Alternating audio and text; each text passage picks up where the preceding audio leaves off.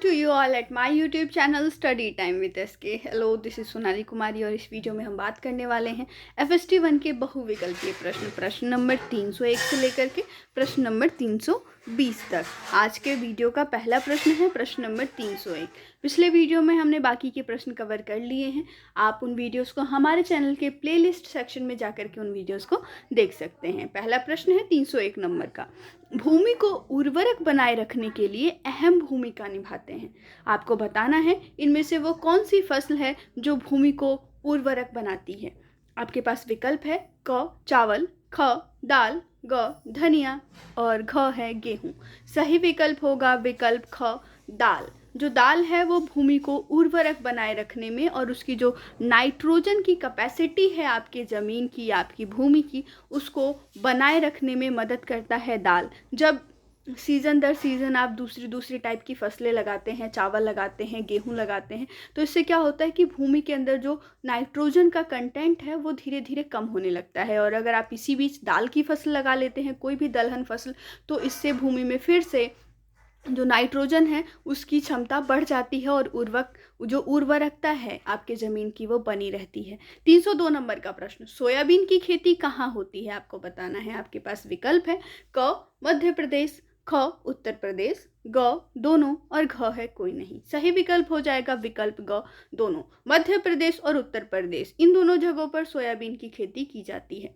अगले प्रश्न पे आते हैं। प्रश्न नंबर 303 है विश्व स्वास्थ्य संस्थान यानी WHO द्वारा कितने ग्राम दाल प्रति व्यक्ति प्रतिदिन प्रस्तावित है। कितना रेकमेंड किया गया है कि एक व्यक्ति को एक दिन में कितना दाल खाना है WHO के द्वारा। आपके पास विकल्प है क 40 ग्राम, ख 64 ग्राम, ग 80 ग्राम और घ है 100 ग्राम।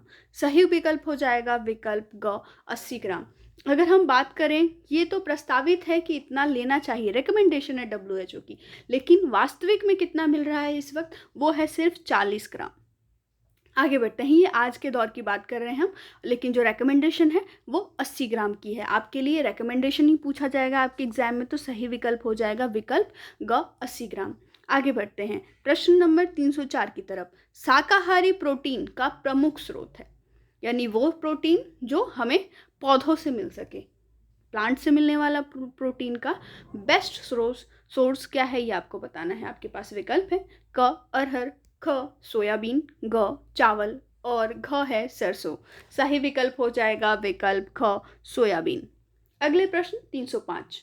हमारी सर्वाधिक महत्वपूर्ण तिलहन फसल है, यानी कि वो फसल जिससे तेल निकाला जा सके और वो सर्वाधिक महत्वपूर्ण है। आपके पास विकल्प है क मूंगफली, ख रैंडी, ग सरसों और घ है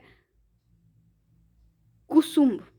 और सही विकल्प होगा विकल्प ग मूंगफली। मूंगफली की जो फसल है वो तिलहन के लिहाज से बहुत ही ज़्यादा इम्पॉर्टेंट हो जाती है। 306 नंबर का प्रश्न। सोडियम की भारी मात्रा से युक्त मिट्टी पर लगाई जा सकती है। आपको उस फसल का नाम बताना है। आपके पास विकल्प है क गन्ना, ख चावल, ग चना और घ है चुकंदर। सही विकल्प हो जाएगा विकल्प घ चुकंदर। चुकंदर एक ऐसा फसल है जो उस भूमि पे आप लगा सकते हो जहाँ पर सोडियम की जो मात्रा है वो काफ़ी ज़्यादा बढ़ चुकी है। अगर आप वहाँ पे चुकंदर लगाते हो तो जो सोडियम की मात्रा है भूमि में वो कम हो जाती है। और चुकंदर अपने आप में सोडियम के लिए बहुत ही अच्छा सोर्स माना जाता है, फूड सोडियम के लिए। किसी भी व्यक्ति के शरीर में जब सोडियम की कमी होती है तो उसे चुकंदर खाना चाहिए। आगे बढ़ते हैं प्रश्न नंबर 307 की तरफ। यह है किस देश ने सबसे पहले संकर कपास का विकास किया। संकर कपास यानी कि हाइब्रिड कॉटन का विकास सबसे पहले किस देश में किया गया ये आपको बताना है। आपके पास विकल्प है क ब्रिटेन, ख अमेरिका, ग भारत और घ है यूरोप। सही विकल्प हो जाएगा विकल्प ग भारत। वस्तुतः सबसे पहले भारत में ही संकर कपास का विकास किया गया था। 308 नंबर का प्रश्न। नारियल और अखरोट के वृक्ष के तनों के साथ उगाया जा सकता है। इसमें से वो कौन सी चीज़ है जो आप नारियल और अखरोट के तने जो होते हैं, ये जो तना है इस पर आप उगा सकते हो। नारियल का पेड़ हो चाहे अखरोट के, इन जगहों पर आपके पास यहाँ पर विकल्प दिया हुआ है क धान, ख गेहूँ, ग काली मिर्च और घ है मिर्च। सही विकल्प हो जाएगा विकल्प ग काली मिर्च। काली मिर्च की खेती इस तरीके से की जा सकती है। 309 नंबर का प्रश्न है और ये एक कृषि पद्धति पे है, कृषि की तकनीकी पर ये प्रश्न किया गया है। पिछली फसल कटने से पहले पूर्व अगली आने वाली फसल अगर बो दी जाती है तो ये कृषि की कौन सी तकनीक होती है?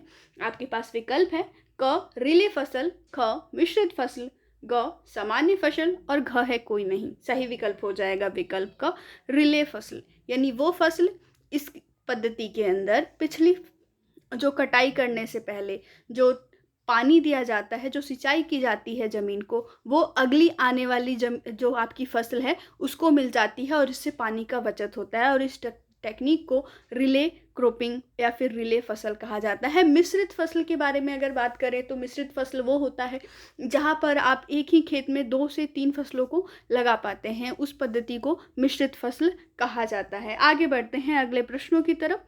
प्रश्न नंबर यहाँ पर 310 है। भारत में गरीब आदमी की गाय समझा जाता है। गरीब आदमी की गाय किसे कहा जाता है? आपके पास विकल्प है क गाय, ख भेड़, ग बकरी और घ है सभी। सही विकल्प हो जाएगा विकल्प ग बकरी। बकरी को गरीब आदमी की गाय कहा जाता है। आगे बढ़ते हैं अगले प्रश्न की तरफ। 311 नंबर का प्रश्न है। डैश के नस्ल से बने वस्त्र कीमती रेशों से बनाए जाते हैं जिन्हें मोहेयर कहा जाता है। आपको बताना है कि किस नस्ल की कौन सी वो नस्ल है जिसके कीमती रेशों से वस्त्र बनाया जाता है जिसे मोहर कहते हैं। आपके पास विकल्प है क पश्मीना, ख चेमू, ग अंगोरा और घ है वेटनर्स। सही विकल्प हो जाएगा यहाँ पर आपके लिए विकल्प ग अंगोरा। अंगोरा वो नस्ल है जिससे कीमती रेशे होते हैं जिसके, और इससे मोहर बनाया जाता है। अगर हम पश्मीना और चिमू की बात करें तो इन दोनों के जो रेशे होते हैं वो बहुत ही कोमल और गर्म होते हैं और इससे दुशाला बनाई जाती है और बाकी अन्य जो कपड़े पहनने वाले हैं, परिधान हैं, वो बनाई जाती हैं। आगे बढ़ते हैं 312 नंबर के प्रश्न की तरफ। भूमि पर प्रकृति का प्रोटीन उद्योग है, यानी नेचर्स फैक्ट्री ऑफ प्रोटीन किसे कहा जाता है? आपके पास विकल्प है क गाय, ख सुअर, ग भैंसा और घ है बकरी। सही विकल्प हो जाएगा विकल्प ख। जो सुअर है वो अब जितना भी खाना खाता है उसका मैक्सिमम जो पार्ट है उसको प्रोटीन में कन्वर्ट करता है, इसीलिए सुअर को प्रकृति का प्रोटीन उद्योग भी कहा जाता है। आगे बढ़ेंगे 313 नंबर के प्रश्न की तरफ। ये है शुष्क प्रदेश जिसे एरिड जोन कहा जाता है। शुष्क प्रदेश कौन कौन से हैं? आपके पास विकल्प है क राजस्थान, ख गुजरात, हरियाणा, ग है कर्नाटका और घ है सभी। यहाँ पर जो सही विकल्प होगा वो हो जाएगा विकल्प घ सभी। राजस्थान, कर्नाटका, गुजरात और हरियाणा, इन्हें ये शुष्क प्रदेश हैं, एरिड जोन है। 314 नंबर का प्रश्न। शुष्क क्षेत्र में पाए जाने वाले वृक्ष, वो वृक्ष जो एरिड जोन में पाए जाते हैं, ये आपको बताना है। आपके पास विकल्प है। अच्छा, राजस्थान से आप क्या समझते हैं? राजस्थान जो है वो एक रेतीला जगह है। राजस्थान में रेत ही रेत है, डेजर्ट एरिया है। तो डेजर्ट एरिया में किस तरीके के पेड़ पौधे होते हैं? कीकर होता है, यूकलिप्टस होता है या फिर प्रोसोपिस होता है। तो इसके लिए जो सही विकल्प होगा वो हो जाएगा विकल्प घ सभी। आगे बढ़ते हैं 315 नंबर के प्रश्न की तरफ। यह है विटामिन तथा लवण किस खाद्य समूह से प्राप्त होते हैं? आपके पास विकल्प है क चीनी, गुड़, ख फल, भाजी, मसाले, ग है घी, तेल और घ है दालें और राजमा। सही विकल्प हो जाएगा विकल्प ख। भाजी, मसाला और फल, इनसे विटामिन और लवण, सबसे इम्पॉर्टेंट बात है लवण, जो मिनरल्स हैं वो पाए जाते हैं फल, भाजी और मसालों से। आगे 316 नंबर का प्रश्न। लवणीय मिट्टी के प्रबंधन में अत्यंत महत्वपूर्ण है, वो मिट्टी जो सलाइन है जिसमें नमक की मात्रा है, उस मिट्टी के प्रबंधन के लिए सबसे अच्छी जो तकनीक है वो क्या है? आपके पास विकल्प है क जिप्सम, ख जल निकास, ग यूकलिप्टस और घ है अकेसिया। सही विकल्प हो जाएगा विकल्प ख जल निकास। आगे बढ़ते हैं अगले प्रश्न की तरफ। 317 नंबर का प्रश्न आपकी स्क्रीन पर। लवण प्रतिरोधी किस्म की फसल है, वो फसल जो लवण प्रतिरोधी है, सॉल्ट रेजिस्टेंट है। आपके पास विकल्प है क ज्वार, ख गेहूं, कपास और ग है मक्का, घ है सभी। सही विकल्प यहाँ पर हो जाएगा विकल्प घ सभी। ज्वार, गेहूं, कपास, मक्का और साथ ही साथ आप बात करें सोया, खजूर और ताड़, ये जो हमने अभी फसलों की बात की, ये वो फसल हैं जो लवण प्रतिरोधी होते हैं।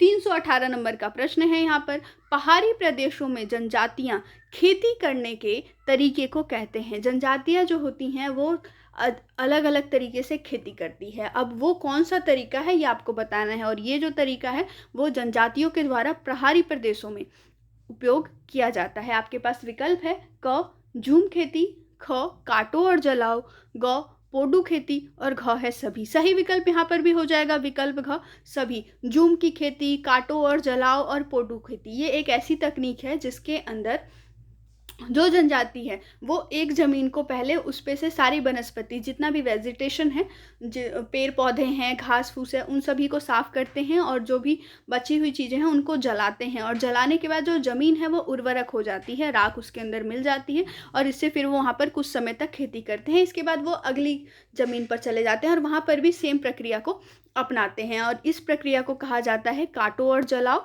पोडू खेती और झूम की खेती। 319 नंबर का प्रश्न, स्थलीय मत्स्यिकी की श्रेणी है, यानी इनलैंड फिशरीज की कौन कौन सी श्रेणियां हैं वो आपको बताना है। इसकी दो श्रेणी होती है, प्रगहित और संवर्धित। ये दो तरीके हैं, एक होता है कैप्चर फिशरीज, दूसरा होता है कल्चर फिशरीज। कैप्चर फिशरीज क्या होता है मैं आपको आसान भाषा में समझा देती हूँ। आपकी बुक में थोड़ा सा टिपिकली तरीके से, थोड़ा सा जटिल हिंदी में समझाया हुआ है।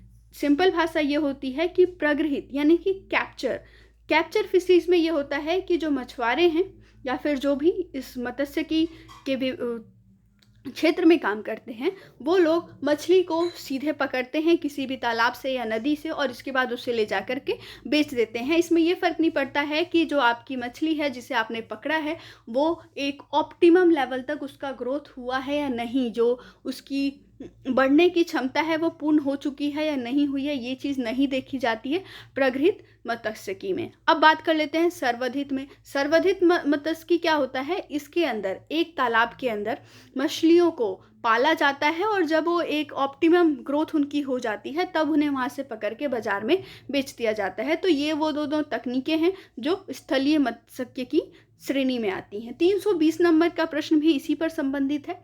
एक ही तालाब में विभिन्न सतहों में मछली पालन कहलाता है। एक ही तालाब के अंदर, मान लीजिए कि आपके पास एक ये तालाब है, मैं आपको उदाहरण दे रही हूँ, और ये इसके आपने दो तीन सतह देख लिए, जैसे कि ये ऊपर पानी वाला सतह है और ये नीचे की चीज़ है, और ये आपका बीच वाली सतह है। आप क्या करते हो कि यहाँ पर तीनों जगह पर 3 टाइप की मछलियाँ रखते हो, और तीनों को फूड जो है वो आप प्रोवाइड करा रहे हो सभी लेयर्स में। तो इससे क्या होगा कि जो मछलियां हैं उनके बीच में आपस में कंपटीशन नहीं होगा, स्पर्धा नहीं होगी, जिसके कारण 3 टाइप की मछलियां आप एक ही पॉन्ड के अंदर, एक ही तालाब में उगा सकते हो, उनको पाल सकते हो। और ये जो तकनीक है इसे क्या कहते हैं ये आपसे पूछा गया है इस प्रश्न में।